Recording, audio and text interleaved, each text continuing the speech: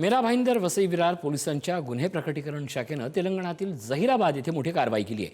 पोलिसांनी एका फार्म हाऊसवर सुरू असलेला एमडी ड्रग्ज निर्मितीचा कारखाना उद्ध्वस्त केला। या कारवाईत 6,22,00,000चा मुद्देमाल जप्त करण्यात आला असून संपूर्ण रॅकेटमधून आतापर्यंत एकूण 20,72,00,000चे ड्रग्ज आणि साहित्य जप्त करण्यात आले।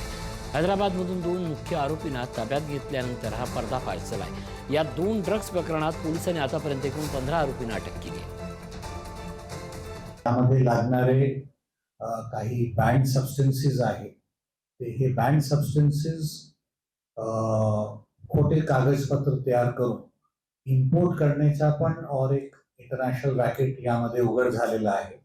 याचे बदल आणखी तपास सुरू आहे। ते याची डिटेल्स आपण जो आहे ते नंतर शेअर करणार। तो ओव्हरऑल एकंदरीत जो आहे ते मोठी सफलता यामध्ये आपल्याला लागलेली आहे आणि मीरा भाईंदर वसई विरार एरियामध्ये ड्रग्सची जी सप्लाय आहे याच्यावर अंकुश नक्की लागणार अशी मला खात्री आहे।